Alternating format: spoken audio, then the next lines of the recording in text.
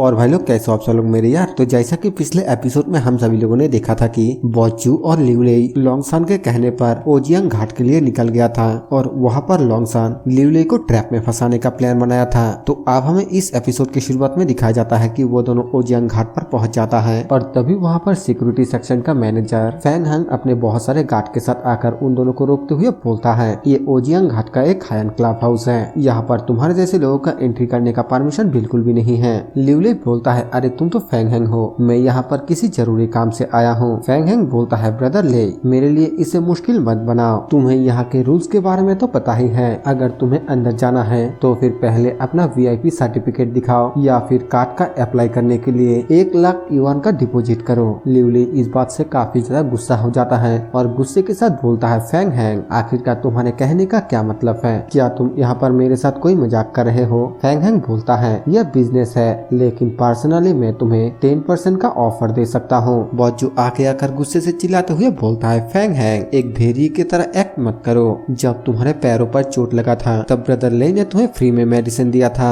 उस वक्त तुमने ब्रदर लेई के पैरों को पकड़ लिया था और रोते हुए कहा था कि पूरी जिंदगी भर ब्रदर लेई तुम्हारा ब्रदर रहेगा। फैंग हैंग बोलता है, ब्रदर लेई ने पहले मेरे लिए जो कुछ भी किया उसके लिए मैं ब्रदर लेई को थैंक्स कहता हूँ और मैं अपने अगले जिंदगी में ब्रदर लेई का इस एहसान का बदला चुका दूंगा। लेकिन अब यहाँ पर मेरे अपने भाई को भी यहाँ के रूल्स को फॉलो करना पड़ता है। इसके अलावा अब आप 1 लाख युआन के साथ भी अंदर नहीं जा सकते। लगता है कि आप सच में बेकार हैं। और फिर अपने लोगों को बोलता है, उसको मारो, मैं तुम में से हर एक को 1 मिलियन युआन दूंगा। लिवलेई हंसते हुए बोलता है, आखिरकार तुम इतना जिद्दी क्यों हो? मेरे पास अभी 1 लाख युआन है। दूसरी तरफ बोचू बहुत ही ज्यादा गुस्से के साथ उन सभी को पीटना शुरू कर देता है और ये देखकर फैंग हंग काफी ज्यादा घबरा जाता है। लिवलेई फैंग हंग के करीब जाते हुए बोलता है, मैंने तुम्हारे ऊपर एक एहसान किया था, अब जबकि तुम मेरे एहसान का बदला ऐसे चुका रहे हो तो फिर ठीक है। ये बोलकर शायद से वो उसकी लोहे का या फिर लकड़ी का पैर होता है उसको तोड़ते हुए बोलता है, मैं तुम्हें मेरे इस एहसान से फ्री कर देता हूँ, तुम्हें अपने अगले जिंदगी में इस एहसान को चुकाने की कोई भी जरूरत नहीं है।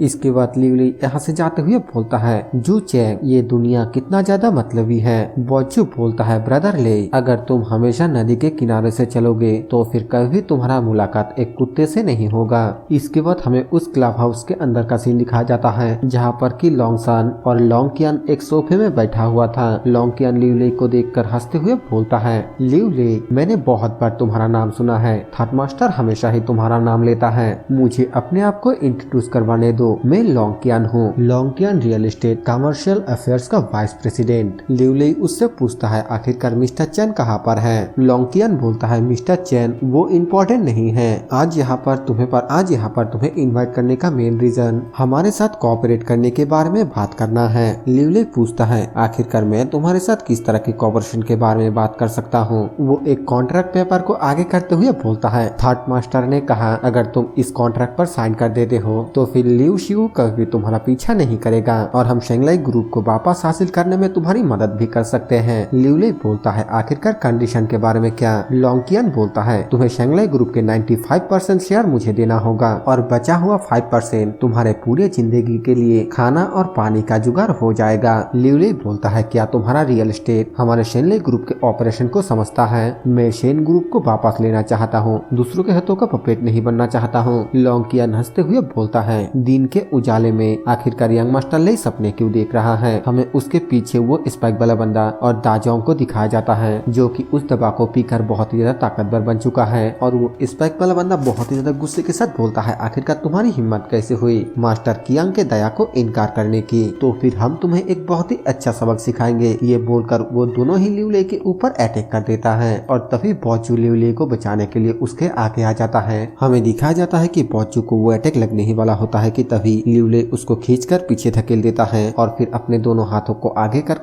उनके अटैक को ब्लॉक करता है। लिवलेई बोलता है, ये स्पीड और ये ताकत पहले से इसका डिफरेंस बहुत ही ज्यादा है। दूसरी तरफ बोचू बोलता है, पहले मैं कमजोर था लेकिन आप नहीं। लिवलेई अपने पावर से उन दोनों को पीछे धकेलते हुए बोलता है, जू चैंग जरा अपना रियल स्किल दिखाओ, थॉट मास्टर और लॉन्गकियान को अंडर एस्टिमेट मत करना। बोचू बोलता है, मैं समझ गया, अभी मैं इन सबको मजा चखाता हूँ। दूसरी तरफ लिवलेई अपने मन में सोचते हुए बोलता है, हालांकि वो ताकतवर है लेकिन वो सभी सिर्फ किवाई रिफाइनिंग के पीक पर है। जू चैंग और मैं दोनों ही बॉडी ट्रेन रियलम पर हैं, इसलिए इन कुछ लोगों से निपटना हमारे लिए ज्यादा मुश्किल नहीं होगा। हमें वहाँ पर स्पाइक वाले बंदे के पीछे और भी बहुत सारे लोगों को दिखाया जाता है जिन लोगों ने उसी मेडिसिन को खाकर अपने पावर को इंक्रीज किया है। लिवली अपने मन में बोलता है, इन कमजोर मछलियों के साथ फाइट करना बिल्कुल बेकार है, मुझे इन सब के लीडर लॉन्कियन को दबोचना चाहिए। वो स्पाइक वाला बंदा लिवली के ऊपर अटैक करते हुए बोलता है, लगता है कि तुम मुसीबत से छुटकारा पाने का रास्ता ढूंढ रहे हो, लेकिन इससे पहले तुम्हें मुझसे निपटना होगा। लिवली अपने ऑरा से उसके ऊपर पाम अटैक करते हुए बोलता है, मेरे रास्ते में आने की कोशिश बिल्कुल भी मत करना। हमें दिखाया जाता है कि लिवली के अटैक के वजह से वो बंदा खिड़की को तोड़ते हुए सीधा बाहर पानी में जाकर गिरता है। वो बंदा बोलता है, धत्तरी की, जब से मैं इस सीरीज में आया हूँ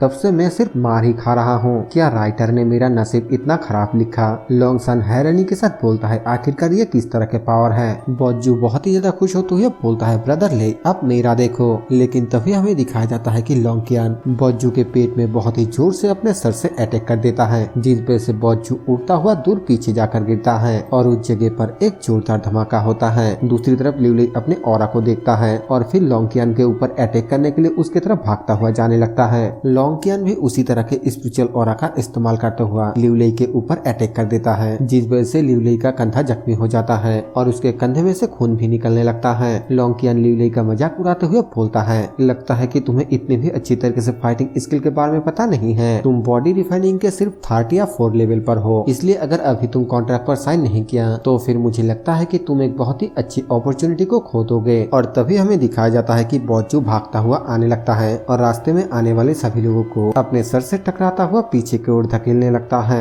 लॉन्कियन भी उसे देखने लगता है कि तभी लिवली अपने हाथ में ऑरा इकट्ठा करते हुए बोलता है, अभी उसका ध्यान जू चैंग के ऊपर है, मुझे इस मौके का फायदा उठाकर उसके ऊपर अटैक करना चाहिए। हमें दिखाया जाता है कि वो बॉजू के सामने से हट जाता है और तभी वो अपने सामने को देखकर हैरान होते हुए बोलता है, अरे नहीं, इसने तो जू चैंग का फायदा उठाकर मेरे ऊपर अटैक कर दिया। हमें दिखाया जाता है कि लिवली उसके ऊपर अटैक कर देता है, लेकिन वो पीछे की ओर हटकर लिवली के अटैक से बच जाता है। वो अपने ऑरा को रिलीज करते हुए बोलता है, अगर तुम्हारे पास कोई भी दिमाग नहीं है तो फिर तुम मेरे विंड ब्लेड को अपने ऊपर ले सकते हो। ये बोलकर वो अपने बहुत सारे ऑरा का इस्तेमाल करते हुए लिवली के ऊपर अटैक कर देता है, जो देखकर लिवली बोलता है, अरे नहीं, मैं इसके अटैक को डॉस नहीं कर सकता। और तभी हमें वहाँ पर खून के चींटे दिखाया जाता है, जो देखकर बॉजू और लॉन्गसन दोनों ही बहुत ही ज्यादा हैरान हो जाता है। जिसके बाद हमें दिखाया जाता है कि लिवली ने अपने ऑरा का इस्तेमाल कर उसके हाथ के ऊपर ही मुक्का मार दिया है, जिस वजह से उन दोनों का ही हाथ बहुत ही ज्यादा जख्मी हो गया है। लिवली बोलता है, चलो हम दोनों ही जख्मी हो गए। लॉन्कियन हैरानी के साथ अपने जख्मी हाथों को देखते हुए अपने मन में बोलता है, तुमने क्लोज कॉम्बैट किया और मेरे विंड ब्लेड टेक्निक के इम्पैक्ट को कम कर दिया, सच में मानना पड़ेगा, तुमने बहुत ही अच्छा दिमाग लगाया। और यही पर हम हमारे एपिसोड को खत्म करेंगे। वीडियो पसंद आए तो वीडियो को लाइक कर देना, चैनल पे नए हैं तो सब्सक्राइब कर देना। मैं मिलूंगा आप सभी से एक और न्यू वीडियो के साथ, तब तक के लिए बाय बाय।